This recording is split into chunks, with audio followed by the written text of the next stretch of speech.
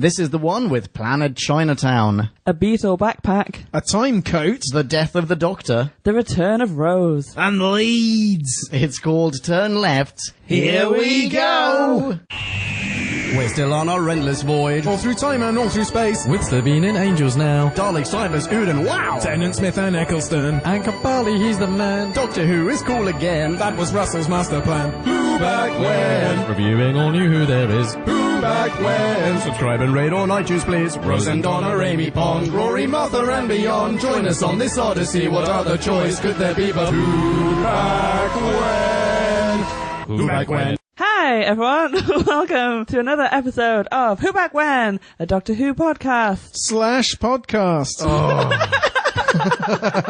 It is what it is. This is N053, Turn Left. So I'm Marie. Hello. Hi. This here is... Hi, I'm Pumpkin. She's pointing at me. Yep, and this one is... I'm Alan from Leeds. Get out. Here's Drew Back When. If you must. Yes. You must! Is everyone just as excited as I am to be talking about Turn Left? Turn Left being like one of those new classics. You've done nothing but talk about Turn Left all series, in between slacking off Donna. Have I really? Wrongfully. Yes. But this is like the most Donna-heavy episode. It is. Yeah. But it's also one of those legendary ones, right? Yeah. Yeah, It was those- foretold. Those two can correlate. There's no surprise there. Also incredibly Dr. Light. Like amazingly Dr. Light. Blatantly shot the same time as Midnight. Yeah, absolutely. Yeah. Shall we B-scout this before we talk any more about this? Before we spoil it too much? Exactly. Yeah, shall we? Let's. Time for us to synopsize. Clarify and summarize. So take a view And grab a brew. and listen to this overview, this free-for-all. We like to call a bite-sized chunk of Who. Bite-sized chunk of Who. The Doc's taken Donna on a trip to see Space China, sampling the wares and talking to the locals, when Donna goes and gets herself a time beetle and unknowingly ruins the world. Nay, the universe! Rewind to the Christmas of the Runaway Bride. The Doctor doesn't survive the Spider Lady, and every successive alien invasion gradually depletes Earth's heroic defences. Now, Rose Tyler, returned from her parallel universe, must convince alternate timeline Donna to aid her in fixing the world and saving the whole of Britain from having to live in Leeds. I can't do that. Leeds. I can't do it. Leeds. It's a lovely place, ladies and gents. It's quite beautiful. Super gonorrhea. Is that Leeds' claim to fame? Super gonorrhea. I've mentioned this on the podcast. I remember you mentioning this at some point. Oh, super gonorrhea. It's just like, rolls off the tongue. Yeah, it just drips out of every orifice. Hey-oh! B-Scout over, you are welcome. Aren't you just? Anyone have a particular talking point that they want to start off with? Well, I only have one note because I just stopped Let's just making get it notes, over with. So I might as well say it now. The Doctor dies too fast to regenerate Yeah. by drowning, Yeah. which is one of the slowest ways of dying. Yeah. I mean, I guess that's sort of... Does it make sense? I guess it sort of makes sense, doesn't it? I mean, he drowns, and then he's just stuck underwater for a whole bunch of time, and even, like... So he just dies and then regenerates and then dies again. I don't think so. I don't think he would... Well, I don't really understand the logistics of it, but, like, would he die before he's completed the next regeneration or something? He probably wouldn't bother trying to regenerate because it wouldn't look impressive. Exactly. There'd be Well, no one there's there that. to wow. No witnesses.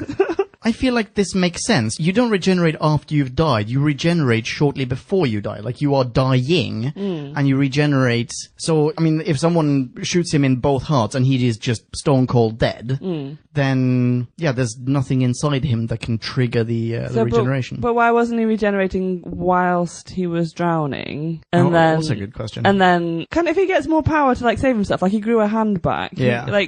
surely he could get himself out of the drowning situation. You'd think so, but then this serial or story wouldn't make sense. Yeah, I know. I mean, we just need to kill him off. The scene, it's not just that he dies too quickly to regenerate. For me, it's also he dies too quickly for it to be convincing. It's just like, oh, he's dead. Yeah. I get this is not a Doctor story, and that's fine. It's actually very good for that fact. But wouldn't UNIT be like scrambling to revive him? Wouldn't they? I mean, it's just one UNIT soldier and 2 medics plopping him in the back of an ambulance. Wouldn't they be like, defibrillating his ass and, I don't know. Yeah, both of them defibrillating at once. Exactly. Yeah. Yes. Yeah. I mean, it feels so deflated. And then no one even bothers to pick up his sonic screwdriver. He drops it on the ground and no one's like, everyone's like, ugh. Fuck it. We've already lost. No one can remember the one setting which you have to set it to for it to do everything. Oh, that's true. So it's utterly useless unless you get to setting 57, and they haven't got time. There's a fucking Cycle star round. blasting the sky. Okay. And just the fact that every other close call he's been in, he's managed to not die, but Donna just saying, you can stop now. She just has one line, doesn't she? You can stop now, and then he does. That's all it took. Yeah, just he wouldn't have that forethought to stop. Now there was the whole part of the episode where Donna got trapped in the web and her shitty husband was betraying them all. Yeah, there were all these twists and turns, and without it, the Doctor's just got to rely on his wit, his companionless wit. But does that mean that he's just going to go there on his own? Actually, this is an interesting turning point. What Saddest happens? Segway ride ever. Yeah, exactly. On his own, on a Segway, going that incredible distance that we made fun of in that review. What was that called? Oh, the Runaway Bride, of course. And then what? Like, he just finds her. She's probably actually boning down with that dude. And then, what, he just drowns her and that's it? And he stays there to finish the job? It seems very un-Doctor-like. It seems incredibly un-Doctor-like. Well, did any of us go back and figure out how a Donna-less Runaway Bride would run? No. No. I feel like it might run a little differently, though. You know? I'm sure RTD took care of it, made it all make sense. Yeah, but there are so many episodes with no companion. You know? There are tons of them. And the Doctor is quite heroic, and he's a noble character. And he always finds somebody... No pun intended. He always finds somebody on the day, even if it's not a standing companion. That's right. He would have been there with some chick. He would never be. Let's face it, it would have been some young woman who probably has a pop career. True. Bing bong, future Drew Back When here. In the interests of professionalism in this podcast, I have gone back and rewatched The Runaway Bride to try and figure out how this could fit in with Turn Left's retcon. Now, I'm not going to pick all the holes in RTD's retconning, but at one point, I have to say the Doc scans Tate with the Sonic for signs of significance, and she reads as not special, powerful, connected, clever, or important. But moving on, you have to assume somehow the Doc came to Earth during the sequence of the plot involving the robot Santas and H.C. Clements. Donna wouldn't have been sourced with Huon particles. Presumably Lance would have found some other mark to be a power source / bride, probably Neris. Then Neris, equally dosed by Huons, excited for the wedding, could have been sucked into the TARDIS.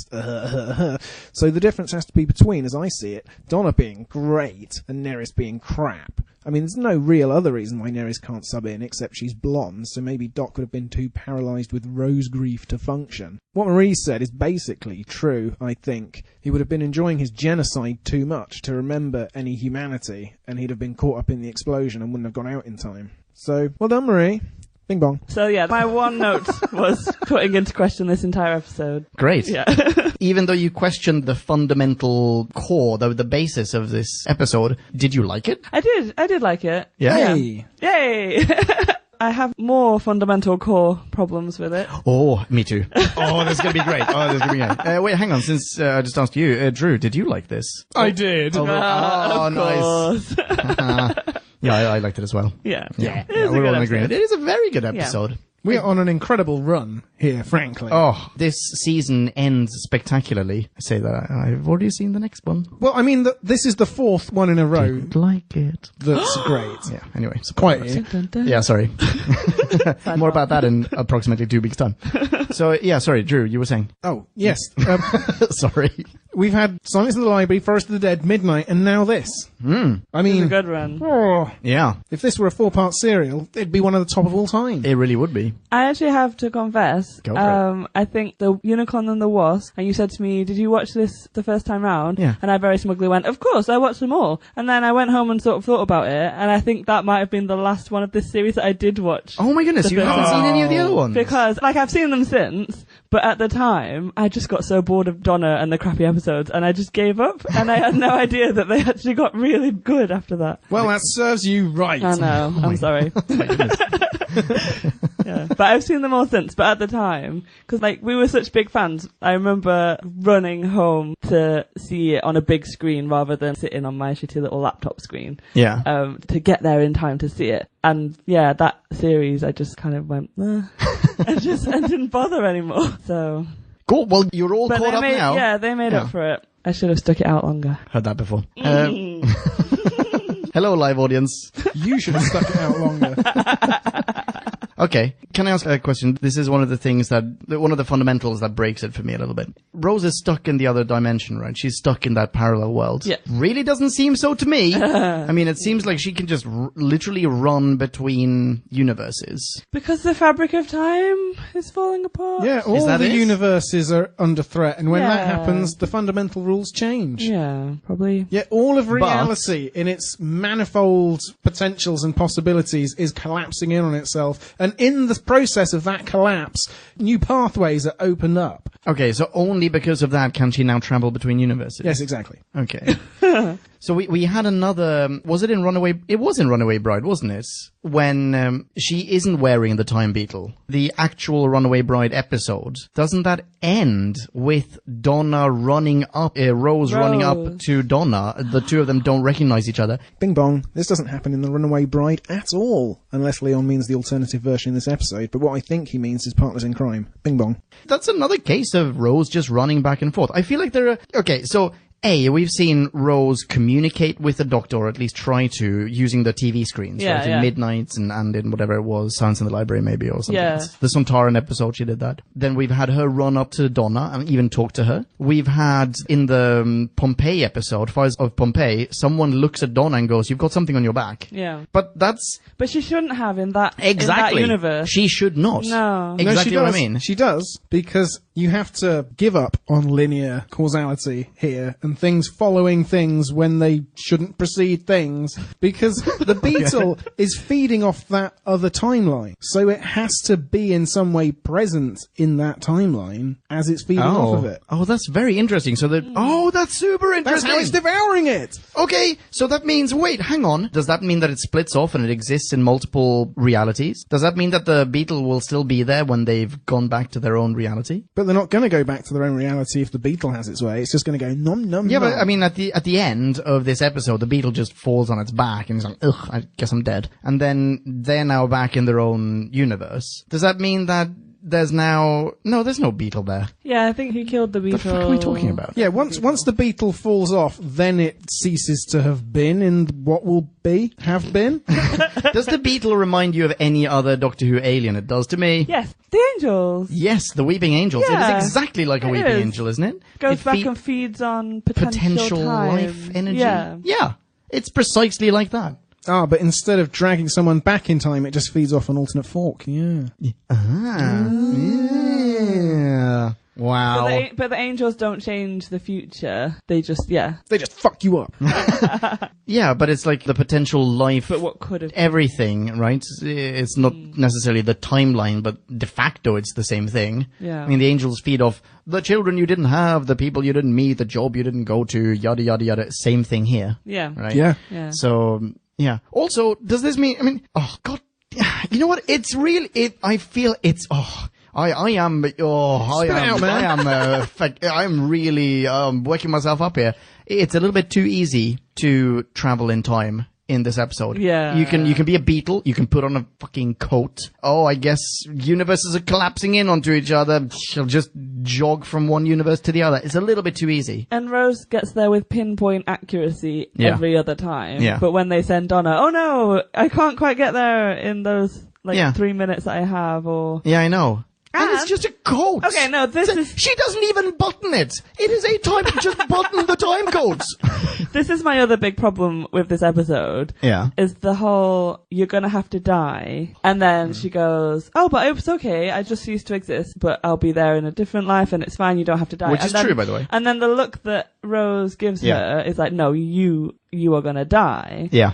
which means that she knows in advance that they're going to put her in the wrong place and she's going to have no option but to throw herself in front of She knows that because bush. she even goes there and whispers to her dying But she body. goes there at the exact right time. Yeah, I know. They can make Rose travel perfectly. Why can they not send Rose in advance and stop the bus another way that it doesn't involve killing anybody? Why do that? Like- Also, I mean, if they have to stop that truck, like kamikaze the truck, I really feel like anyone could kamikaze Yes, that truck. absolutely. I mean, Yeah. they don't have to, go and sacrifice yourself. Yeah. Unknowingly, you're going on this suicide mission. It is so mean. Yeah, and it made absolutely no sense. All they needed was a roadblock or something to stop her turning right. Yeah. Anyone could have done that. Actually, I have a counter. Ooh. Potential counter. So, when she wakes up, I mean, she kamikazes, Rose goes, hi, I've got new teeth. She remembers. And blah, blah. She wakes up, Chantho runs off, and, same actress? Is it? Chantho. Chan, it is Thor. Chantho. Bug Lady from Utopia plays Bug Lady in this one. Anyway, yeah, so she wakes up, and Bug Lady, Chantho, says, you're too strong. Yeah. What are you and what will you become? Like, really ham-fisting whatever's going there, right? But is it the fact that, you're so strong, you kamikazed yourself? So if she had woken up through sheer happenstance, if Rose had kamikazed, or Rose had, like, brought a unit soldier and gone like, alright, here pushed him in front of the truck. Yeah. Then Donna would have woken up and not known why. She would have just gone, I just had a hallucination, and she wouldn't be the strong whatever. And I guess as well, it was the point of sending the message to the doctor, so she whispers bad wolf, and somehow... But you could just tell her that and not have her kill herself. The audience has a point to make. Wouldn't that mean that there are two Donnas in the same universe, says the audience? By the way, hello, Miramo. But that whole universe ceases, I think. I mean, when she kamikazes... If Donna from the alternate universe goes into the Doctor's universe... That's and pretty if she clever. doesn't die, there's two Donnas. That is actually very clever. But then again, Rose goes to that universe. And then leaves. And then leaves, so she could probably take Donna with her. Yeah, I know, but Rose isn't going to stay there. Okay, so here's what the audience said. If she were to survive this car accident or truck accident, or if she weren't to kamikaze herself, then there would be two Donnas in this timeline. But the counter to that is Rose turns up and then just probably leaves and goes back to her own universe. In fact, I think she does. Yeah. You've seen the next one as well, haven't you, Marie? I'm pretty sure she does, yeah. I think she does. I can't really remember. But I mean, regardless, I feel like they could have just plucked Donna, alternate Donna, out of there. Yeah. And just had the one Donna left in that timeline. Yeah. I think so. Or otherwise, just send Rose to do it. Not to kill herself, but to make something in the road so that they couldn't turn right. And then Donna didn't need to be there, basically. Yeah, wait, hang on. You also... Stop right there. You have a time code. You can go pretty much anywhere you like. With pinpoint accuracy. Go back a little further. Have a conversation with her. Like, why doesn't Rose go back a little further and talk to the doctor and talk to Dawn and go like, hey, listen, the two of you just need to hang out. Otherwise, shit's gonna get really real very, very soon. And if you do that, then you avoid the thing that annoyed me about this sequence. What was which that? was when Donna said, so I'll just stick my head in the window and say, don't do that, Donna. And instead of Rose saying, no, then the time streams cross and everything becomes a paradox and fucks up, she just sort of goes, yeah, all right. Yeah. In fact, this is right after Rosa said, I don't even want to say my name because maybe that will cause lots of temporal whatevers. Wibbly wobblies. Yeah. But then... I'm not on board anymore. But then well I feel done, like Rue. I don't think she really believes that, because there is the line when Donna says, so I'm going to have to die, or... No, she says, I won't die, and Rose just looks at her. I really like Billie Piper's acting without doing anything in this. There's a lot of times where Donna asks her a question, and Rose just stares at her, and you know the answer without her actually doing anything. Yeah. I think that's quite strong. Yeah, Billie Piper gets a lot of flack for this episode. Really? Yeah, she does. I did a little bit of reading around, mainly because, I feel like a little bit of a dick for saying this, but mainly because of her teeth. Oh. I mean, something happened, right? Do you mean where she went away, she left the show for a year, and came back as a godfather? Yeah, I mean, she has a lisp. She speaks very differently, I She feel. is very different. And her teeth are slightly more pronounced. And I admit, I was a bit curious, and I Googled this. And by the way, there are like a million different truths out there about what this is, including that she had an overbite before, and apparently, one of the theories, this is my favorite theory, is that she had her overbite fixed in between this episode and the last episode she was in. And because she had to look more like her old self, they gave her like Forrest Gump teeth to like put in front of her regular teeth. Don't think that's true. Anyway, so I looked this up, and apparently she got lots and lots of flack, mainly because of her lisp, which is totally unfair. It's totally unfair. Yeah, I agree with you. I think she did a smashing job. I think she did a great job. Yeah. I think it kind of bothered me how much her character had changed. Like, she was so, from what I remember from her series, she's kind of following the Doctor. She's this ditzy little blonde, like, bit chavvy. It's like, oh, what's happening now, Doctor? And then suddenly she's uber smart and knows everything. Well, she's a bit like the Doctor, isn't she? Yeah, exactly. She even goes brilliant at one point, very much like Tennant would. Yeah. And I'm sorry. I'm so sorry. Yeah, soundbite that. Yeah. 29 minutes, 30 seconds. Sorry. So sorry, but you're gonna die. Yeah. She has now turned into the Doctor. I actually love the scene where she teaches Donna about the TARDIS, where she's like, go inside, have a look at Yeah, that. I That's like a that. wonderful That's a nice scene. scene. It's a really, really lovely scene. Yeah. Okay, other good things about this. Let's hear them. Or bad things. Okay, I liked kind of how irritating Donna was in the beginning when she's with her mum in the car. Yeah. And she's kind of like old Donna, and she is incredibly opinionated and annoying and everything that she is. But then when kind of... She can't do angry or annoyed. When alternate universe Donna then comes back, it's quite nice.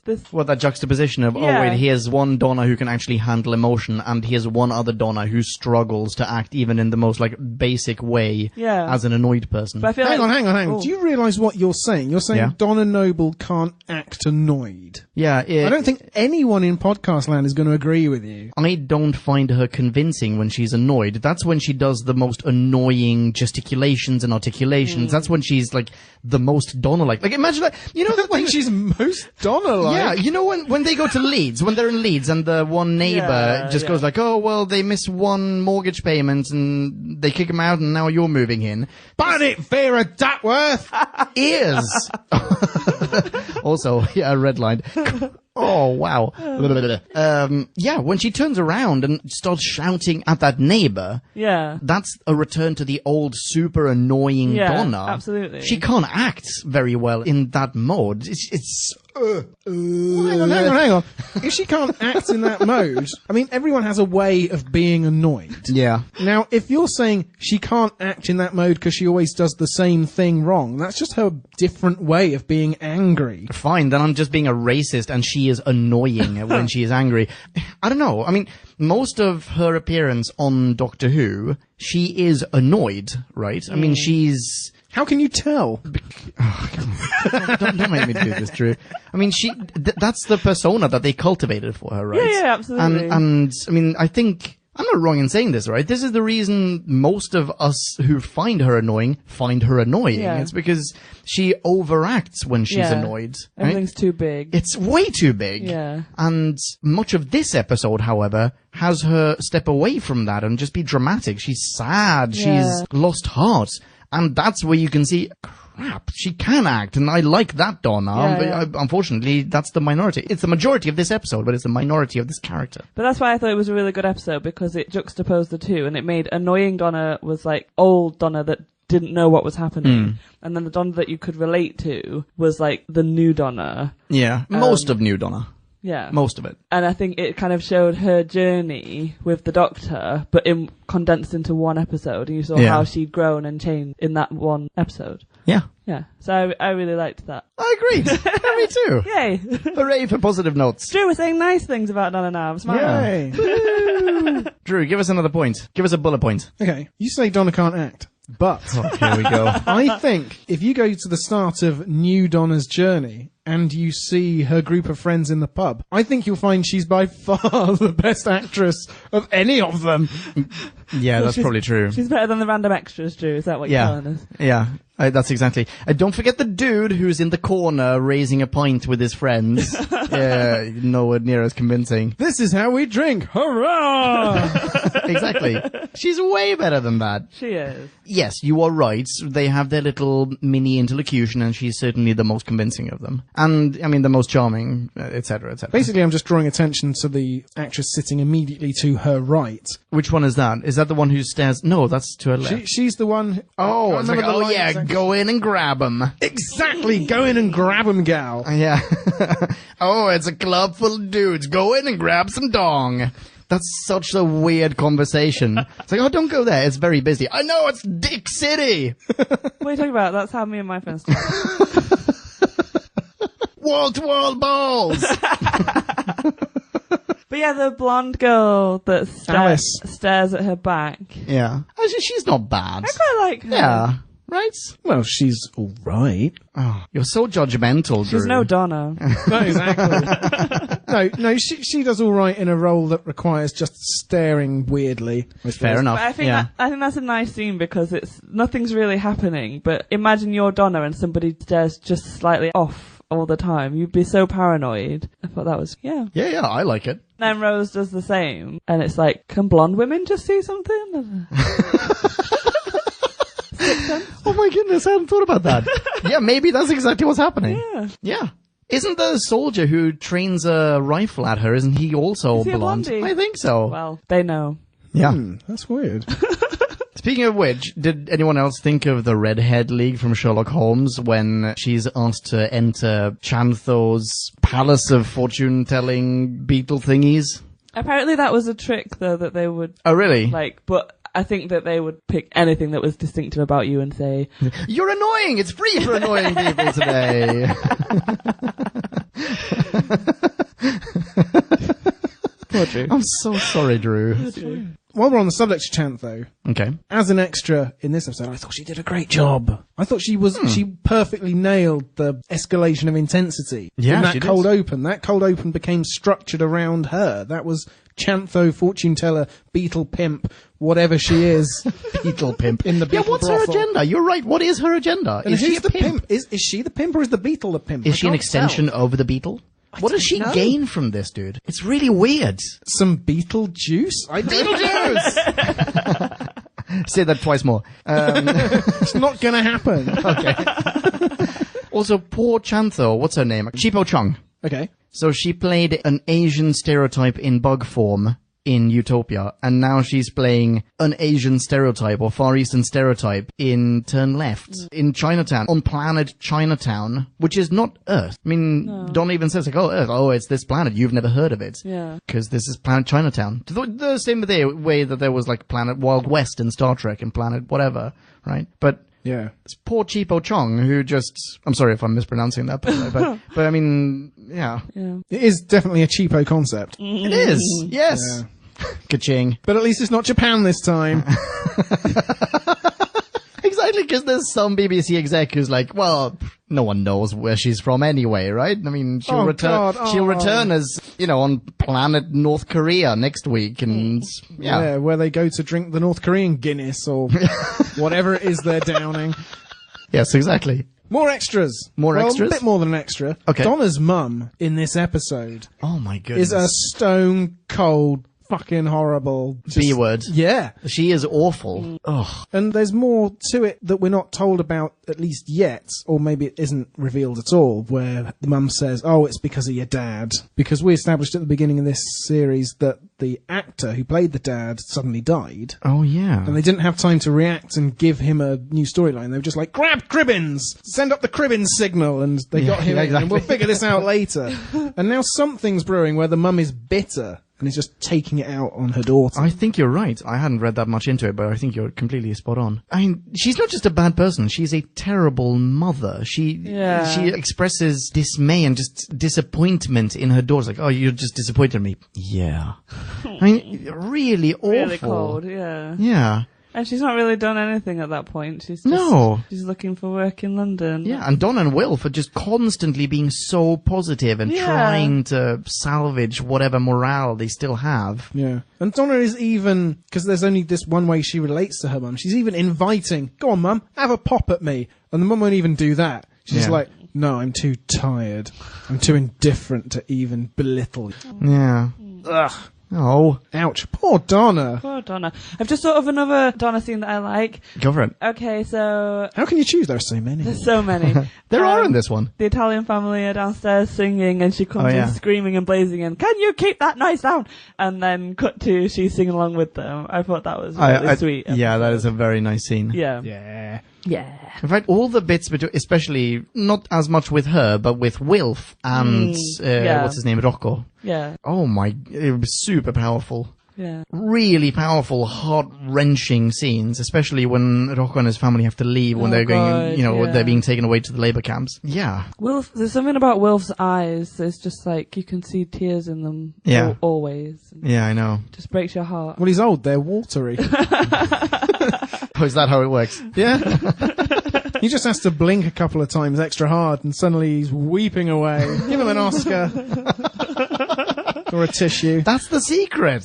Yeah. Oh, wow. Okay. How naive was Donna in that scene, though? Oh, God, yeah. I mean, it's so naive. But because she bought Rocco's story. And he was just like, yeah, we're off on an Italian holiday. La la la. La la la, to the labor camps. Yeah. Oh, my goodness. I wasn't sure about, like, how to take the labor camp. Like, yeah, it just sounded like it was a really cheap shot, and I don't know how to make me so uncomfortable. I'm sure people reacted in very different ways, but always in quite extreme ways to this whenever this aired. Yeah. But I think the inclusion of that was very good. This is what I was saying before, like, it's not just, I mean, before we press record, not just the foundations of infrastructure and security that are being torn down, but of goodness, like the humanity is being torn down as well. This reign, the United Kingdom that up until now on Doctor Who has been portrayed as this, bastion of good, is suddenly resorting to fascist processes. The thoughts, right? Yeah. I mean, shortly after she calls Rocco Mussolini, by the way, like she calls him Mussolini, cut to, there's a soldier training a rifle at her, cut to, Rocco is being taken to labor camps. Via Bohemian Rhapsody. Via Bohemian Rhapsody, yeah. Yeah, British podcast for British people. Get out of here, you. Yeah, exactly. Yeah. Do you want to draw the real-life parallels or not? Well, I mean, it's unavoidable, isn't it? I mean, okay, so let's have this soundbite 30 minutes in. Is the new law England for the English, etc.? British jobs for British people. I'm Donald Trump's best friend. Yeah, I mean, Brexit literally just started. Take back control of the country. Yeah. This is actually... 350 million lies a week. Oh, actually, there's another soundbite as well, not just England for the English. Wah, wah, wah, a Titanic success. Wah. Oh my gosh, okay, yes. Sorry. No, you're really good at it. Like, eerily good at that impersonation. Now, there's another soundbite as well. I didn't write down timestamp. I'll find it later on. It's 7 million people in need of relocation, and now France has closed its borders. When they're being transported to Leeds, or like they go like, oh, well, you can't go wherever you like. France has closed its borders. It's Leeds or nowhere. Boom, Leeds stamp. Yeah. Nowhere, please. And this is... While now, whenever you turn on the news, they're talking about, well, I mean, we're going to close our borders. Are we going to close our borders? We are closing our borders. We don't know. We have 2 years to figure it out, unfortunately. Well, the government has 2 years to figure it out. This is happening, and obviously it's on everyone's mind and on everyone's lips in this country at the moment. So yeah, it comes at a very, plus, I mean, for people across the pond, we have a lot of listeners in the States. Borders were quite recently closed there as well, And then ironically, more and more people were thrown back across them. Yeah. So, yeah, I mean, it's a timely, Yeah, and I hate to invoke what for us is the other side's formulation of the metropolitan liberal elite, but here we are living in Oxford. But we're all reacting like Wilf, with tears in our eyes, with sadness. We haven't got an agenda that we're pushing on an unwelcome country. We're just sad as hell. Yeah. Well, reality check. But it just shows you how long this has been coming, because I'm sure there's been previous episodes where they've mentioned immigration and we were like, oh, look how relevant it is, and it's quite devastating. Well, it's something that's always brewing. Yeah. It's not something that hadn't happened overnight. Yeah. So, Yeah. Anyway, right. Back to Doctor Who. So we get to see the stars being flicked off. Wouldn't that light remain up there for a few thousand years, though? Oh, damn. Because that is pretty old light that we're seeing when we look up at the sky, so, yeah. But the time vortex is all in flux. Oh, of course, that makes perfect sense. No, I think that's I'm not buying that. I'm buying him. Okay. I mean, it's a great visual effect. It is, I can't think of anything more scary in a way. And obviously Cribbins is reacting like crazy. And also, isn't it the most badass moment, at least in this episode, possibly in this series, for a long time, where Donna just turns around and goes, I'm ready, and Rose is there. And it's like, bow, bow, bow, bow. Oh, fucking action, come here. Something's in a Rose. My name is Rose, and I'm spying on old people looking at the sky. Running around in my time coat. Yeah, exactly. Just like waiting for the right time. Looking in the butcher's, waiting for my moment.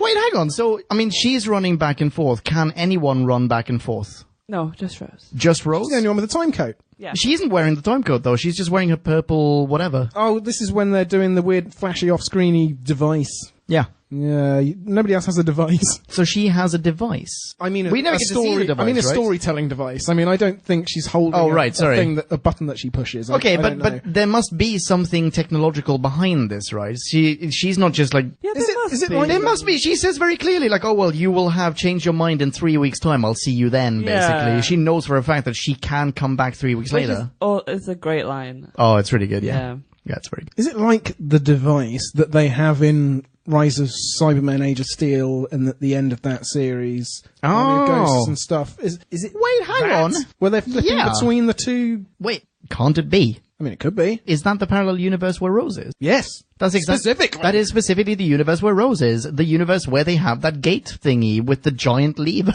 Yeah. Yeah. And so they just had to wait for a crack to appear, a rift, and the old lever's back in action. A crack. Yeah, exactly. Bingo bongo. Solve that one. Okay, question. Did the Time Beetle / Chantho Mark II, did they deliberately pick Donna? Or Well, yeah, because she's the most important person in the universe. But do they know that? I don't think so. I think it was a fluke. Yeah? Yeah. I think so too, because of how surprised Chantho is at the end. Like, Yeah. What are you turning into? No. No? I think they thought that they knew her significance going in because they invited her in deliberately and she knew about her association with the Doctor and everything. And so they thought, well, okay, yes, she's special, but she's not so special. She can't beat our mouth sounds beetle. Like, they didn't target the Doctor because... It is a wet mouse. You're right.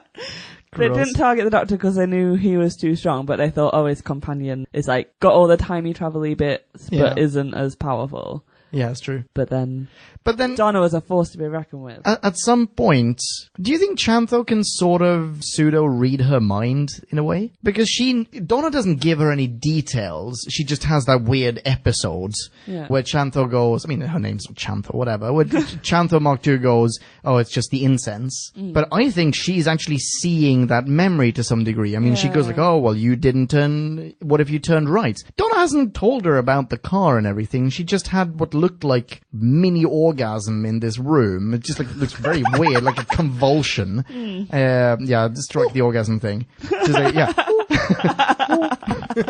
no, like just a weird convulsion. Yeah. She hasn't said anything, but Chantho knows it. So does that not mean that? I think in the beginning when she's touching her hand, she's like, "Oh, you're very interesting. You know a man. He's very special." I think that's when she finds out about it. I don't think she knows about it beforehand. Okay, so she's just Scoped her out as a tourist. I think that's what it is. Yeah. just ripe for a Beetle backpack. Exactly. You're about a size 3? Excellent. Ooh. The audience, Minimo, just mentioned that, let's call it Chantho, is reluctant to let go of Donna's hand. Yeah. Yeah. Quite violent, actually. Very sort of aggressive. Yeah. So in Space China's fortune-telling powers are legit. 100%. It's a pretty epic cold open, right? Yes. It's nice to just see them on holiday, just being tourists and kind of seeing, because there's always this, we were supposed to go here, and then they got sidetracked. And Yeah. it's nice to see them just enjoying themselves. It's a super long cold open as well. Yeah. It's a very long cold open. It's nice to see the Doctor interacting with the crowd and not just commanding the crowd, but actually getting on with people and being charismatic. It feels like it would have been a lovely holiday if she'd not gone into the fucking palm readers. God damn you, It still Donna. could have been. Damn you, Donna. It wasn't her fault. It was the bad It wolf was lot. it was totally Donna's fault.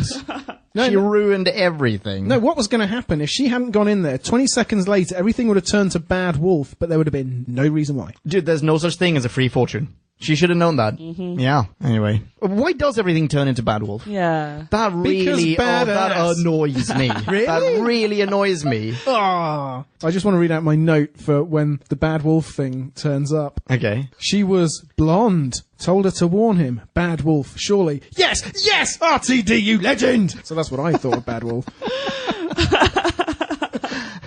This whole universe is held together with jam and string, and Donna's the heart of the cosmos!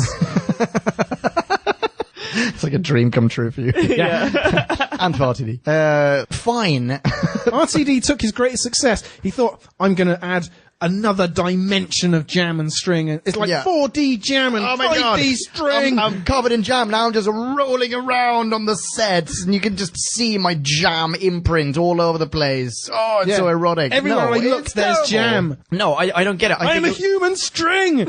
Even the TARDIS says bad wolf. Yeah. And when they go but isn't into that the cool as well? No. What? I really don't. Okay, hang on. Tiebreaker. What do you think, Marie? I don't love it. Bingo. Okay. There you go. Well, audience. True. Miriam just pointed out that someone had to hang all of those bad wolf signs, so while she's having her palm read, the neighborhood just goes like, oh my god, quick, change the signs, change the signs. Is that what happens? I don't feel like that's what happens. It can't be what happens. I think it's like, this is Rose sends a message across the universes to the Doctor, coincidentally as the Doctor realizes what's going on, but makes everything say bad wolf. It's really lame. It must be like a psychic message that's like impacting how he sees things. I hadn't thought about that. I don't think they're physically, But when he goes into the TARDIS, and we see the sign from the inside, like the back of the sign, it says bad wolf. Like it is the physical sign. But you're right, I hadn't thought about that. Maybe it's like the translation matrix that she's mixing with. Yeah. Interesting. Nice. Yeah, this is a note. I wrote this down. Miriam and I watched this the other day, and I wrote down a few of Miri's observations as well, such as, why do some of the characters have accents if the translation matrix is at play? Like, why does it give them this stereotypical Far Eastern accent? Yeah. I think it always does that, though. It does, I know. But yeah, I don't know why. Racism. Okay, what else? One of my favourite scenes in this episode, I know Marie's already had a scene that she likes with Donna in. My favourite scene with Donna is where she's getting sacked from Mr. Chowdhury's office. Oh, really? Oh, no. And she's like, sack Cliff. Sorry, Cliff. No, hang on, Cliff, you're fucking useless. Fucking Cliff. Cliff is just sitting in the back, like, checking out his nails. Yeah. Lazy git. It does nothing. And she lays into Beatrice and Anne-Marie. I think she utterly commands that scene. Yeah, it's a good scene. She is a bitch in that. Yeah. And we haven't mentioned just how many of the Doctor's allies are being knocked off. Yeah, you're right. So we get name checks for Torchwood, Captain Jack, and actually the whole Torchwood crew, Sarah Jane Smith. Has anyone watched Sarah Jane Adventures, sorry. They name check Maria Jackson and Clyde Langer, which I think are characters on that show. I'm not sure. Martha dies. Martha, you're right, yes. But the one guy survives. Yes. Jeremy Hunt. You mean Oliver Morgenstern. Yes. And after that, forever after, he hated hospitals and said about destroying the NHS. Oh, that explains it. Yeah. Okay. Good work. Yeah, you're right. Well, looking forward to talking about the next episode, where a lot of this sort of comes together / in my view, crumbles. But really looking forward to it. Spoilers? Yeah. No. I mean, it's just my opinion. I think the next one is just as popular as this one. So, being completely subjective here. Whilst wearing antlers is one of my notes. Yes! Multiple. How adorable is that? Yeah, I quite like it. Yeah. I wasn't sure about if some person appeared at my side and said, hey, that raffle ticket you've just won, you can spend that on a hotel next Christmas? A year from now. A year from now, yeah. Would you do that? Yeah. Would you? Obviously. But I would think that would be a trap. Yeah, but she doesn't seem like she's setting a trap. It seems like there's something else. Creepy. It's like Morpheus comes up to you, or like Trinity comes up to you in that weird rave party in the beginning of Matrix. It's like, yeah, someone told me to follow the White Rabbit. Yeah, I'm gonna do this. Like, it's totally weird. I'm totally gonna do this. Absolutely. Okay. But I wouldn't then, a year later, go on this holiday with my mum and my granddad. and share a room. And, like, not expect anything weird to happen. Yeah. Like, some blonde chick turned up a year ago from some sparkles and told me that this was gonna happen. It did. Great. Same old, going on holiday. I mean, no one... Oh, wait, hang on. There's another thing that really bothers me about that scene. Actually, not bothers me. It gives me tingles in all the right places. The terrible acting from the maid who's, like, pointing judgmentally at Donna and, like... theatrically shaking her head. That is one of the best scenes ever. She's like, no. Yes, exactly. It's like Telemundo. Is that what she's screaming at Donna? Telenovela! Okay, I think this might be a teaser for this episode. Take that clip, do it in slow motion, and add, like, Spanish soap opera music to it. Do you know what I didn't like about that scene? In your original Space Titanic Voyage of the Damned, you got the nuclear storm engines. The Doctor said in that episode that when the Titanic crashes into Buckingham Palace, the nuclear storm engines will set off a chain reaction, will destroy all life on Earth. Oh, really? Yes. Oh, wow, retcon. Yeah, so this is a bit where the string snapped. Turns out it was and just he slipped London. on the jam, yeah. Yeah. Well, at least the dude who created the Atmos system was in London at the time. Oh! Yeah, he's on Hampstead Heath. That's where he was. Yeah. Wait, hang on. Was it going to destroy all life on Earth, like, right away, or was it going to be a gradual process? Because when they move to Leeds, they go, the whole south of England is irradiated. We're going to move north. So I think maybe this is actually happening. It's just very slowly. Well, and that means it's even worse because, like, death is inevitable for all of these people. Yeah, you can't. In the end, they're going to be somewhere in Scotland just, like, clinging to a piece of rock while radiation closes in on them. No, that's how it works, by the way. I think that's too charitable. At the time, the Doctor said, because I made a note of it at the time, it will wipe out life on Earth. When you think of a nuclear holocaust, you don't think eventually. Within 2-3 generations. Yeah. You're right. Yeah. I wonder what's happening across the pond, by the way. I mean, in the States, I can't remember how many people were turned into adipose. Like millions upon millions of people were suddenly just vumps, little cute balls of fat, smiles. But I mean, they still have infrastructure and shit works. Yeah. Adipose goes to work, says Mirror. Yeah. Now they're all deafened from 300 to 400 million adipose going. But the spaceship was there to pick them up, fortunately. I suppose. But you only need to be deafened once. That's true. That is true. What did you think of Italian stereotype Mussolini/Rocco? Oh my goodness. Okay, well, hang on. I'm going to pass the microphone to my Italian girlfriend who had a reaction at the time. Is that okay? Indeed. Here we go. Hello. Hi. Podcast Lab. Take it away. I'm so annoyed at the fact that stereotype always has to be the Italian loud family that is an immigrant family in the UK and has to live in these crowded houses and stuff. It's just very stereotypical and I really don't like it. I don't like it in Doctor Who, in this episode, or ever. Does it make you flamboyantly angry? Sometimes, yes. It happens over and over. That's why it makes me a little bit flamboyant. But just that. But I still like Doctor Who. I just think they shouldn't make these stereotypes so evident. No. Most than everything, if you don't call a German Hitler, don't call an Italian Mussolini, because it's pretty much the same thing. That is true. But the Mussolini thing was very poignant because the fascist dictatorship ended up being the culture that Donna represents. Yeah, so he was the victim. Yeah, I think that was a very deliberate thing. She calls him a fascist and then he is treated very badly by what ends up being this fascist regime. So I think that was a statement. Anyway, thank you very much. Yeah, thank you, cultural attaché. Okay. I have another note. Go for it. Every day, the mum thinks of somebody new who's dead. Ugh. It's like 2016 for us in the real world, was my note. Oh, because all the famous people died. All the people, yeah. All the thousands of deaths. Another thing they predicted. What a downer this ended up being. Don't worry, we can complain to the emergency government, which again we have. I have a question for everyone around this table. What kind of satellite takes a picture of the Titanic as it's falling from below? Yes. Bingo. Yeah, the BBC satellite. There's such a low budget from the BBC, someone's actually like just holding up the satellites. It's like, oh, actually, yeah, we can film from below now. Now, what happened was when the Christmas star flew in, it shot down all the satellites. That was the only one left. It happened to land sunny side up, like the TARDIS. Perfect.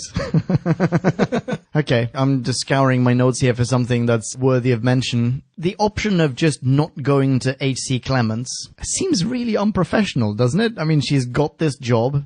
Her mother's just advocating for her to not go to it. Yeah, you're a temp? No, don't go there. Just don't show up for work. You expect a certain rate of attrition when it comes to hiring temps. Really? Yeah. To that degree? Okay. What, one person? Yeah, I suppose.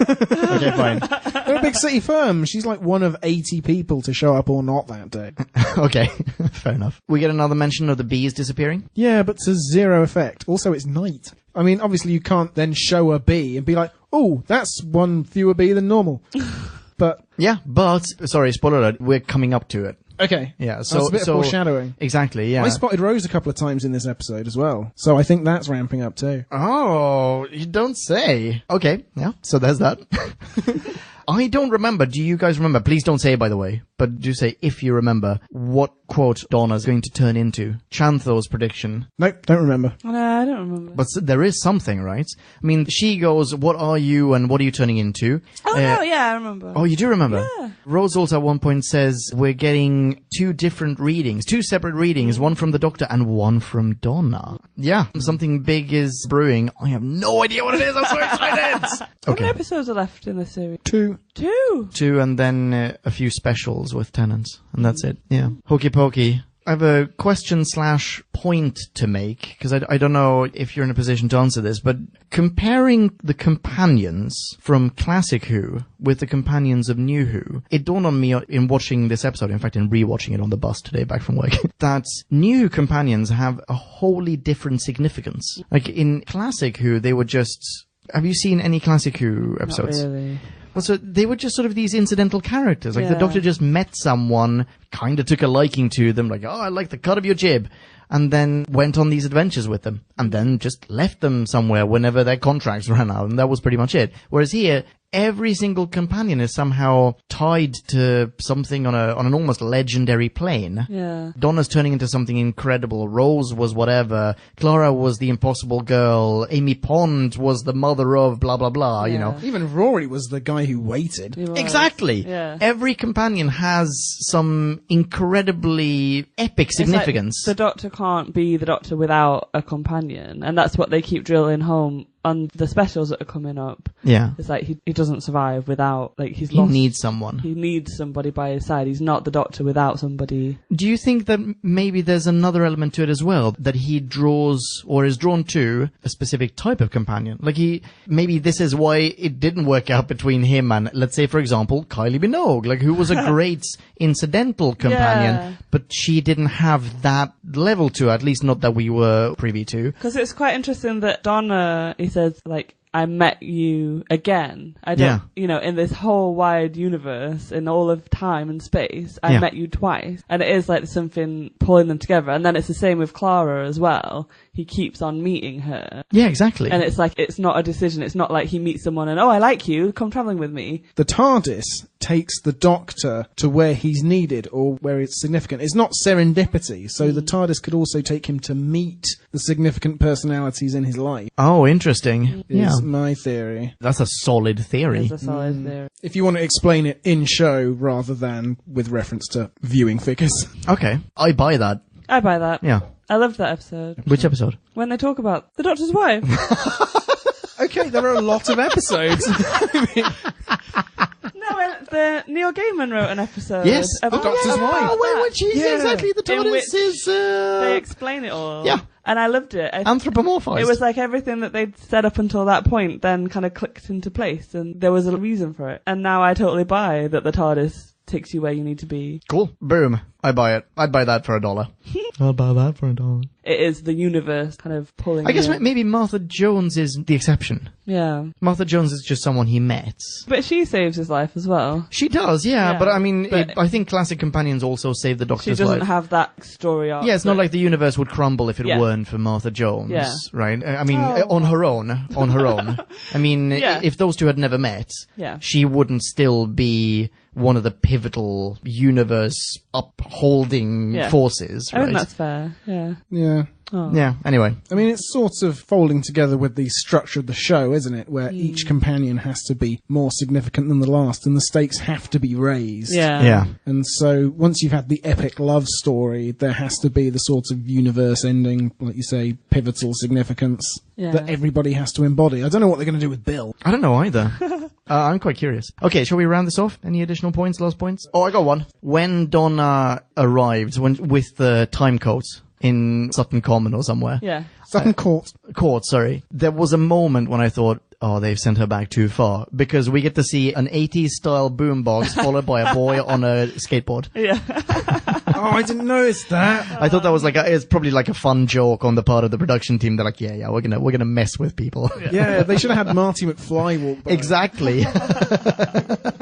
Anything else? The cloister bell tolling, did that happen in series 1? Because he says, oh, the cloister bell, that means the end of the universe. Oh, I didn't even catch that. Wait, in the TARDIS at the end? Yes. I don't even remember hearing it. That's amazing. Why? Why is it amazing? Not amazing that I don't remember hearing it. I mean, it's amazing that we get the cloister bell. Oh, I want to just rewatch the last minute of this episode. now. Soundbite the cloister bell. Doctor, what is it? What's Bad Wolf?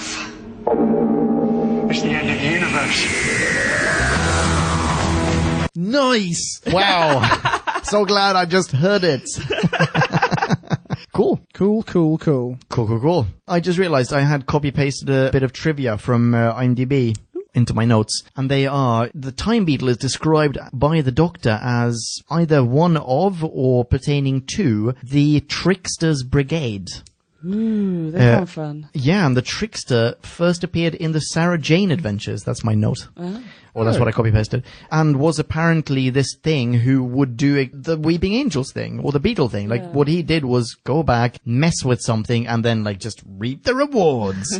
I've never seen Sarah Jane Adventures. But yeah, so there you go. There's one actual, crossover. Yeah. Then the Time Beetle, double screenshot, before and after screenshot on whobackwhen.com. The Time Beetle is clearly inspired by the giant spider from Planet of Spiders, which is a classic Who serial, a Pertwee one, probably coming up to that quite soon. And then, last but not least, Rocco Colasanto shares a surname with the Colasanto family featured in Torchwood. I don't know who the Torchwood's character was, but so there's another crossover there. Clearly this all happens in the same universe. I thought it was there was a lot of that kind of fan Service. yeah, with the whole fan wank. Yeah. It's like, how many do you recognize? How many can you Yeah, spot? definitely. And all the extended universe and everything. It was as many as they could throw into this one episode. You can totally picture all these little kids, the little teenagers afterwards, the following Monday or whenever this airs on a Saturday or something. Yeah. So the following Monday they're in school and they're talking about this very much like they would exchange football cards or something. Like, oh my god, did you see the thing? Oh my god, I thought it's in Colasanto. Which that's really cute. Yeah, exactly. I was thinking it was a little bit annoying, but actually now you've said it like that, I think that's really sweet. I quite like it. Yeah. Yeah. Yeah. I agree. Is this nerd With camp, myself. Is this nerd camp run by JD? Because he's super knowledgeable. Yes. He should. JD, you could potentially run an army. I know he's listening to this. He just heard us and raised one eyebrow and went, finally, world domination is mine. Cool. Oh my goodness. Okay, so Mirimu has just Google mapped Sutton Court to Chiswick Central, I guess, in London. Maybe they're not in Chiswick Central. Yeah, that's the only thing. We don't know which street. But if she were to go to the heart of Chiswick, it would just be a 3-minute walk. Yeah. Oh. All right, One shall final we? question. Oh, go for it. Last one. We have 2 iconic companions in this episode. Who is better in this episode, Donna or Rose? Because on the one hand, you've got Donna being angry, perhaps ineffectually, but on the other, you've got been to method acting Camp Rose, who is just passing by. So, you know, who are you going to choose? Oh, Marie, you first. I stick by I think Rose acted without acting very well. I think there were 3 separate points I noticed. Something was said to her and she didn't say a peep, but you knew exactly what she was thinking. Yeah. Isn't that just because the story's going in an obvious direction? Well, I don't know. I thought that was very strong, and so my money's on Rose. Interesting. I'm going to say I really, really like Rose's take on the Doctor. I like that she got a chance to play the Doctor, basically, in this one. But I'm still going to say Donna, because this is a Donna episode. Yeah. I mean, Rose's presence is almost incidental. Like, she's in the periphery. And even though Donna, there are some dreadful, I mean, Drew, I'm looking at you here. There are some dreadful Donna moments in this one. I mean it. I mean, Donna moments in this one. But, yeah. I mean, the rest of it is great. Cool. Yeah. Great. There you go. We know what Drew's answer is. Hope you're happy. Yeah, we can move into ratings. And now it is time to rate this. Did we love or hate this? Bing bong, hey, la la la la la. Ratings. I'll start. Go for it. Well, that was another utterly game-changing episode. I know we can count it as a first part, and so in a way, it's immune as all first parts are from having to be disappointments, but it has its own plot, which is given its own closure. The Beetle, I mean, you've taken some of the shine off it by revealing how similar it is to the Weeping Angel, but it's still a good device, and isn't this what we're in this game for? To imagine different sets of rules, how things would be if just one cosmic law could be broken, how differently the universe could run, what stories might come therefrom. And RTD does this brilliantly here. Catherine Tate's acting isn't flawless, but when she's fierce, she's ferocious. When she's scared, she's terrified. She takes you with her to alternative hell and back. She's allowed free reign and is much better than Billy Piper. Whoops, there I said it. Molto bene 4.3. Wow. Okay. Marie, would you like to go next? Okay. I don't know how to follow Drew. Drew's very... That was spiffing me, by the way. It was spiffing. Well done, sir. Oh, tally-ho.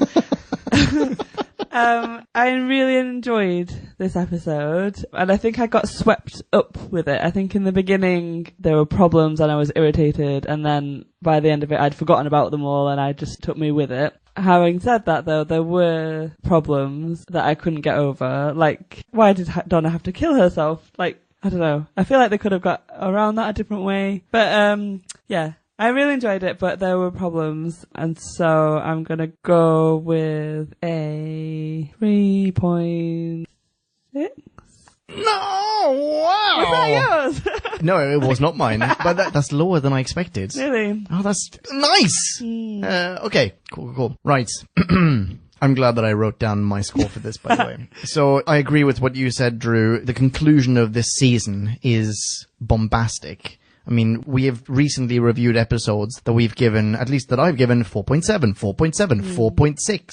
Yeah, it's telly that's fantastic. Exactly. And I don't feel like this is any different. This is no exception. I loved this episode. You're right though, Marie. There are some serious problems with it. And we've already talked about them. So I'm not going to go into tremendous detail. But given that just because it is as bombastic as the others, I would start off around the 4.6, 4.7 mark, as I did with Forest of the Dead or Sons of the Library or Midnight or whatever. I'm giving this I'm going to reveal my screen where I've written this down.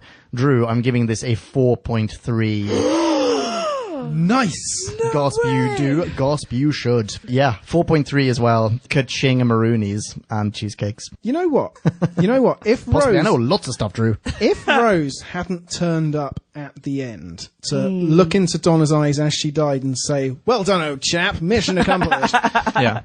Then you could have had the excuse, maybe, although Rose does pretty unfailingly turn up to where Donna is in this episode, that she didn't know exactly where. Well, but she does know exactly when. See, I think you're in that sentence, you're encapsulating why I'm not giving this a 4.7. Yeah. But also at the same time, why I'm not giving this like a 2.5 or whatever. There are so many things that this episode doesn't explain, but that can be explained in hindsight. Like, we can now sit down here and hypothesize and actually come up with reasonable excuses for why some of the things happened in this episode. Like, oh, well, why does she have to kamikaze herself? Why does she have to run back and forth? Does she know everything? Cut to what Drew just said? You know, we can retcon this afterwards and therefore it is believable, it is plausible. But if it had just, not explicitly, but if there had been some fucking subtext in this episode that had just explained it for us, it made it a little bit more available, a bit more accessible to us, then this would have been a 4.7. Conversely, it's a thrill ride of sweet badassery. Okay. That stops you asking any questions until we review it later on. There is that, yeah. You're right. Yeah. What did our fans think of this? Have we had any listener minis? We have indeed. Listener minis. We've got 2 listener minis, in fact. Really? Who's the first one from? Tracy from America. Hello, Tracy. Thanks for sending in your mini. Tracy goes. Hey guys! I'm still Tracy. Yes, I am. I mostly didn't remember this one. After rewatching, I figured out why. It's because I didn't like it very much. Too much of a downer. But I like interacting with you guys, so let's get to my short list of thoughts. My first thought is, that's a very Asian planet they're visiting. Rose shows up and talks like she's been punched in the lip. Something is off with her accent. Or she's finally doing it right? Sorry guys, I can't recognize British accents. The bees are gone! Why is that show always about the bees? Does this ever pay off? Or are they calling back to the... Zombie!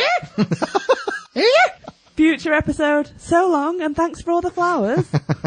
I kind of like the Bohemian Rhapsody sing-along. I was involved in one of those recently. No joke, and I can absolutely recommend it as good fun. The ending did not really work for me, she goes on. The music was weird and the pacing was odd, and Rose is basically sending Donna on a suicide mission without telling her directly. I do like Tate's acting through all this madness, however. Come on! Alright, let's perk things up with a rating. She ends with not a rating. My daughter asked me this question, and I think you all should answer it. Would you rather, A, be cranberry juice, or B, have no bones? Oh, that's a brilliant question. Tracy from America's Daughter. Yeah, be cranberry juice or have no bones. Oh, that is a super good question. I mean, if I had a nickel for every time I've asked myself this question, I want to say have no bones. Well, the adipose don't have any bones, do they? No, they have no bones. They look like they're fine. having bags of fun. Yeah. If you're cranberry juice, then someone might just drink you and then you're no longer there. I mean, having someone drink you with a straw... And then wee you out. Sounds pretty... Yeah, I mean, you had me until weeing out. Whereas if you don't have any bones, then you can squeeze on the doors. True. You're like... Like Flat Stanley. Like what? Flat Stanley. Flat Stanley? Oh my gosh. Is this a cousin of yours? Yeah, he's a character in children's books. Oh, okay. Also, Cassandra Delta 17 doesn't have any bones. There are many options. True. Exactly. Yeah. And let's not forget the boneless! Yeah, so I hope that answers your question, Tracy from America's Daughter. Tracy from America's Daughter. Ladies and gentlemen of Podcast Land, you can follow Tracy on Twitter. She is at Yekatnyatnov. That's Fountain Tracy backwards. We have one more listener mini. This one comes from Matt Thomas. Hello, Matt Thomas. Who's Matt Thomas? Macaroni and cheesecakes. No, cut that. Send in a second review, Matt, and we'll give you a nickname. Maybe even a jingle. Welcome aboard, Matt. Hi guys, love the show. Probably missed the recording of your midnight review, so skipping to turn left. After the inventive and blissfully Donna Light episode last week, Woo. we doubled down on some of RTD's tropiest tropes, while also getting a uniquely dark and compelling vision of a world without the Doctor. Human misery? Check. Stoic working class heroes? Check. Better than Jesus imagery? You betcha. The presence of Rose and the off-screen pairing of various extended Who cast members with series 3 and 4 baddies works well to set up the finale, and that cliffhanger is tremendous. Special commendation to Billy Piper's new teeth and accent. Oh my god, I just got back from the best gap year on placement at Torchwood in Daddy's University. Turned it everywhere. Daddy's Universe. Oh, sorry. You clearly did not go on a gap year and chunder everywhere. I have had no gap year. I'm sorry. Did you not chunder everywhere? Everywhere. Nice one, Matt. Also, unit soldiers shooting at smoking exhaust pipes. What? Shoot the engine, surely! Actually, that was really dumb, wasn't it? Anyway, yeah. Go and feed, whip it! And Matt gives this a 4.0. 4.0. Better. That is a good rating. Yeah. That is a great rating, Matt. Nice one. Awesome mini review. Thank you very much. That is a real rating, Matt. Yeah. Yeah, thanks for sending that in, and welcome aboard. Can someone please explain something to me, please? Go and feed Twippet. It's what Donna shouts at Vera Duckworth. Oh, really? Being dismissive of her northern culture and values and whippet. It's a bit of a Yorkshire joke, I think. I don't get it. Also, what's a whippet? Whippet's a little dog. Oh, really? Yeah, it was the really fast one running in the park the other day. Oh, the really yeah. fast, skinny one. That was a Twippet. I remember. See, this is a line that just completely passed me by. I just saw annoying Donna. Matt knows what I'm talking about. He's on my side. Yeah. Okie dokie, that's it for listener minis this time around. Thank you both for sending those in. Ladies and gentlemen of Podcast Land, you can follow us as well. Drew, you're on the tweets, aren't you? I am, constantly, at DrewBackWhen. Marie, you are not on Twitter, not on Instagram. Do you... I don't know what else there is. You can send post to Marie at 158 rows. Oh! Gosh, I want to be giving that one out. But please do feel free to send emails to whobackwhen@gmail.com or post a comment on this episode on facebook.com/whobackwhen if you want to ask her any questions or just say hello. Yeah, like Hi. questions like where she lives and can I follow you to work? I bet all the Americans Why think don't you have Twitter? Road is just a made-up name. That's twice he has to bleep it now. And can I get a massage? Hey! You can follow me on Twitter as well. High five me online and I will high five you right back. I'm at Ponkin. You know how to spell that. Next time, we're reviewing a classic review, surely. This time we will finally review a classic. Sorry, by the way, for the lack of classics. Nick has been a little bit under the weather, but he is coming back very, very soon. Next time Get we well will... soon, Nick. Get well soon, Nick! I agree. Next time we will be reviewing Terror of the Autons. Yeah, with John Pertwee. After that, we're going to the continuation of this one, namely The Stolen Earth, Part 1. Everyone's back next week. It's got Daleks, running jugs, everything. Running jugs? Yes, in the preview. There are jugs. And they are running. So that's Part 1. Oh, yeah, actually, you know what? So Turn Left is a standalone, apparently. The next one is Stolen Earth, Part 1. After that, we have Journey's End, Part 2. Perhaps we should do those back to back. Okay, so after that, we have... The Stolen Earth. And potentially after that... It's an audiobook review of The Cannibalists. Or Journey's End, Part 2. Is that what I was supposed to say? But it doesn't matter. So catch us then. Until then, be rad and excellent to each other. Thank you so much for listening. Rock on and ciao. Bye. Diddly. Whoop whoop. Oh, yeah! Kablamo! Did you enjoy the show? Then please do what the cosmos compels you to and spread the gospel of Who Back When. Tell your friends. Don't have any friends? No problemo. Tell some strangers. Like us on Facebook. That's facebook.com/Who Back When. All in one word. Are you on Google Plus? Then find us on Google Plus. That's plus Who Back When. And when you do, tell us why you're on Google Plus. Who Back When just got its very own Twitter account. No lie. So give us a follow. You guessed it. That's @Who Back When. All in one word. Check us out on SoundCloud, vote us up on Reddit, listen to us on Stitcher, and head on over to our website, whobackwhen.com, where you can leave a comment, submit a review of your own, and peruse our visual index of aliens, monsters, and more, which increases in kablamos with every episode. And lastly, give us a rating and review on iTunes. Not only would it make us super chuffed, and it really, really would, but as thanks, we will transmigrate your iTunes nom de plume into the credit list of trailers for fake Doctor Who audiobooks produced by Who Back When. Have a poke around our bonus episodes to make more sense of that. That's it. Rock on and be rad and excellent to each other. Catch your earballs in our next Classic Who review, New Who review, or, still funny, Audio Who review. Ciao. Who Back When? Hello, listeners. This is me, Alan, delivering listener mini number 3. I thought the episode lacked a certain literary quality. Also, it was unconscionably rude to Leeds. Therefore, I give it 0 Allens out of 5. Hello, this is Marlon Brando, delivering listener mini number 4. This episode was so disrespectful to Billie Piper. She was just pushing by, and they didn't even call her Godfather. I give this episode The Godfather Part 3 out of 5.